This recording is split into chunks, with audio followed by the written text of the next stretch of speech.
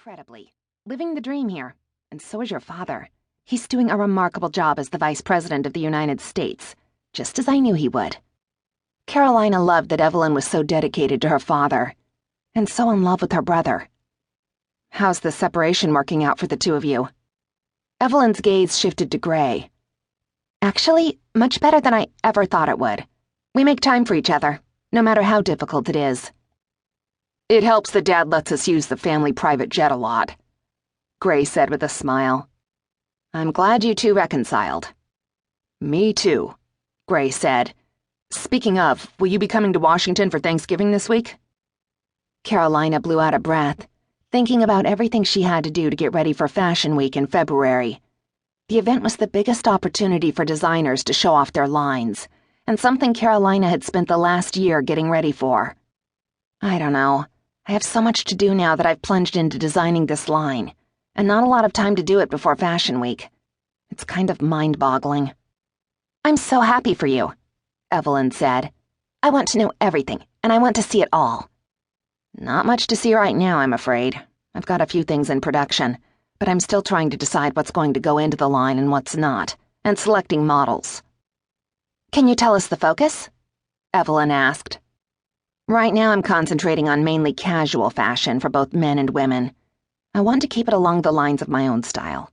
Fussy has never worked for me, and I don't think it works for the average woman or man, and that's who I want to clothe. I like movement and ease, and the way clothes make a person look and feel. She stared out the window, her mind whirling with the possibilities. With a man, his body has always intrigued me. She turned her attention to Gray.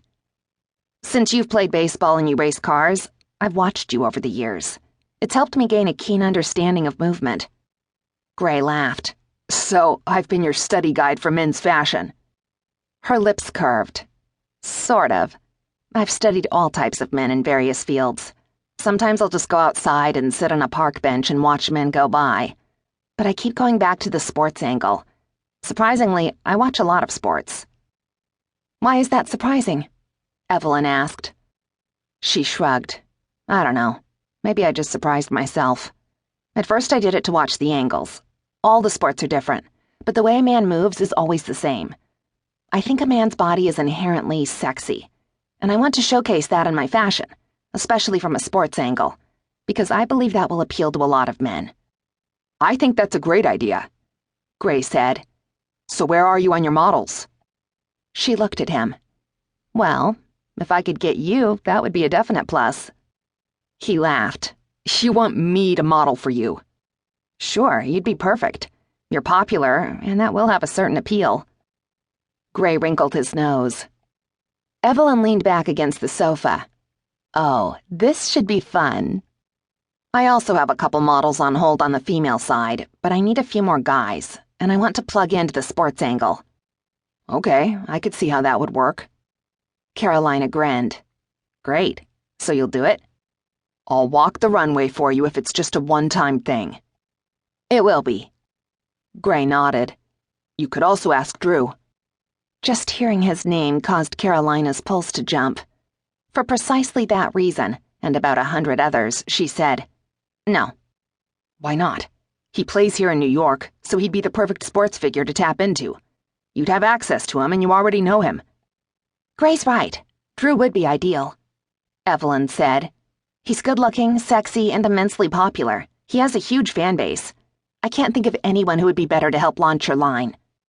The problem was, neither could Carolina. I don't think that's a good idea.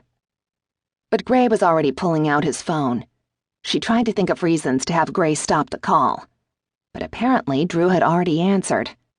Hey, guess where I am? He laughed. No, not at a strip club. Evelyn shook her head. I'm at Carolina's apartment in Manhattan. Gray lifted his gaze to hers. No, she's not saying bad things about you. Not yet, anyway. We're actually talking about our new fashion line, and your name came up. She wanted to know if you'd be interested in being a model for her. No, she did not want him to be a model for her. Anyone but Drew. In fact, he was the last person she wanted in her head, or to see in person. He'd distract her in so many ways. You are? Great.